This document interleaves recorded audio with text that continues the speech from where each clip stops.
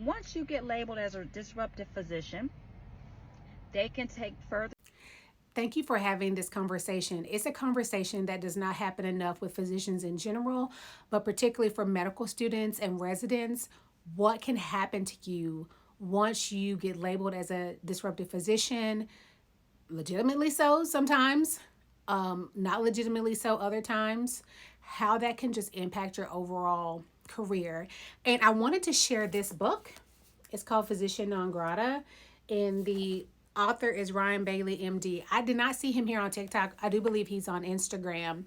But I got this book as I was transitioning from my clinical career into what I do now, my non clinical career. And y'all, this book should be a necessary read for every medical student and for every resident.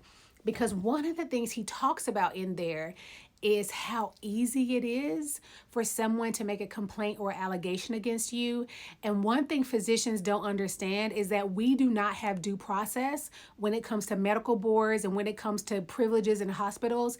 Those things aren't covered by regular legal systems. We do not have the right to due process. Someone just simply making a complaint against you about inappropriate behavior or anything like that can totally disrail you from having hospital privileges and from practicing medicine.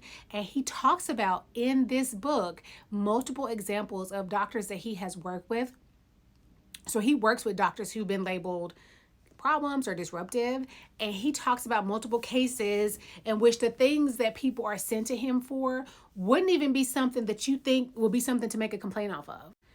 Like, I think one example, I don't know if this was exactly, but it was like the doctor was kind of having a conversation with someone and like put his hand on that person's shoulder, and then they totally made an allegation about being like kidnapped or assaulted or something like that. It was something to a degree that you would have never thought from just simply touching someone on the shoulder, but that person perceived that behavior in a certain way and made a complaint, and it totally disrailed this physician's career and ability to practice medicine. So don't think that someone can't come and make an allegation against you on something that may be something you wouldn't even take a second thought about, and that could get you into some significant trouble. And one thing that I saw in myself in that book that he talks about is being is like disruptive advocacy.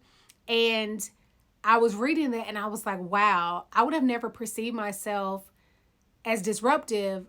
But I see this is the thing. We are socialized in a certain way and like thinking about the patient first and what the patient's needs are.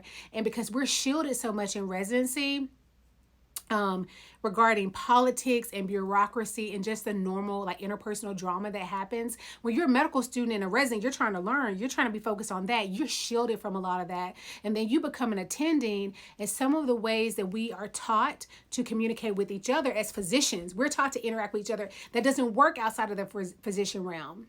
Okay, the way that we're used to engaging, the way that we're used to taking control of a situation, but let's say if it's life or death, like the way we're used to doing that, that does not work when you're outside of medicine. And so you can be labeled as a disruptive physician for doing something like advocating for your patient and being perceived as not knowing when to like let something go.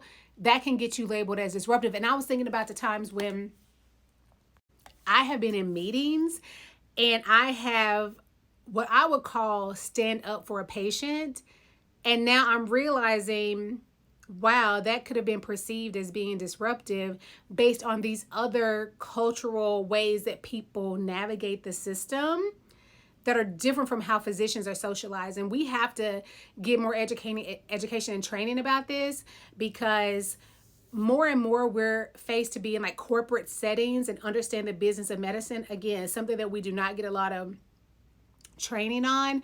And for example, most physicians aren't part of like a union. We don't know much about HR processes. We do not know how things work when things are going wrong. And so we don't realize how much we need to protect ourselves from even having certain conversations once it's come up that you are being perceived as a physician who is disruptive. Now, for people who truly are disruptive and causing problems, that's, I feel like, kind of in a different lane. But what I'm trying to say is that things that you're doing based on the way you were taught to do things, once you get out of medical school and residency, that type of behavior can be perceived as being disruptive, even though probably amongst like physicians and our culture, it would just be something that's everyday to us. So please listen to what this mature doc is talking about and heed the warning, and also take a look at that book. Again, I think it should be reading for every medical student and every resident.